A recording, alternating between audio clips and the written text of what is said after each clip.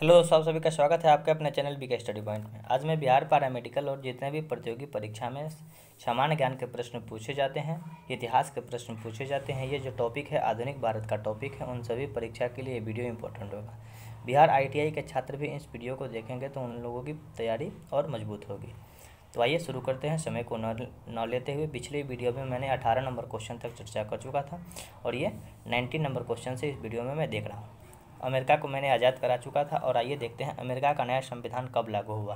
तो अमेरिका आज़ाद होने के बाद एक संविधान भी बनाया जाएगा। जिस तरह से भारत को आज़ादी मिली उसके बाद से भारत में संविधान का निर्माण हुआ, उसी तर्ज पे अमेरिका भी आज़ाद हुआ, स्वतंत्र हुआ। उसके बाद पेरिस एग्रीमेंट के अनुसार वह स्वतंत्र हुआ था, पिछले वीडियो में मैंने देखा था।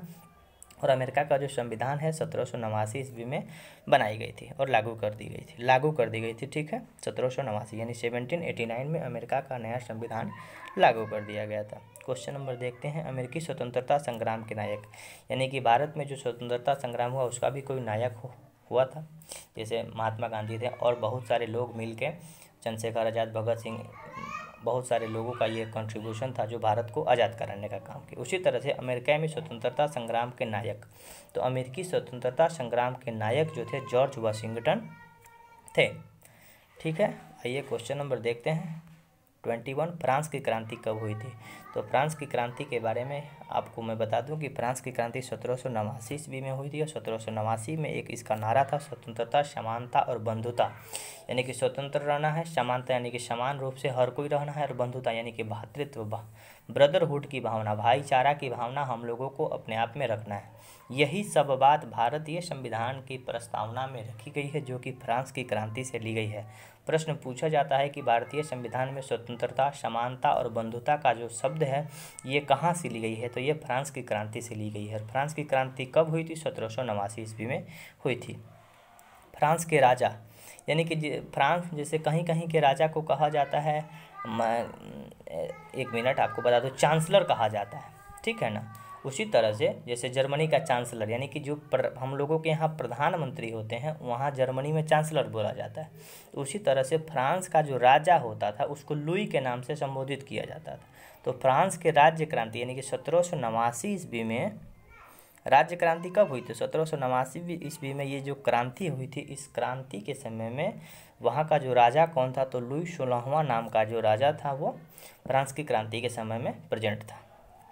क्वेश्चन नंबर देखते हैं। मैं ही राज्य हूँ, यानी कि लुई 14वां बोला करता था कि मैं ही राज्य हूँ, यानी कि फ्रांस के जो राजा हुआ करता था उसको लुई से संबंधित किया जाता था। ठीक है, और मैं ही राज्य हूँ इसका जो कथन है ये लुई 14वां नामक राजा के द्वारा दिया गया था।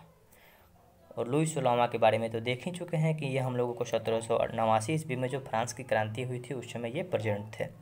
क्वेश्चन नंबर देखते हैं कि वर्साई की संधि, वर्साई के शीश महल का निर्माण, वर्साई के शीश महल का निर्माण किसने करवाया?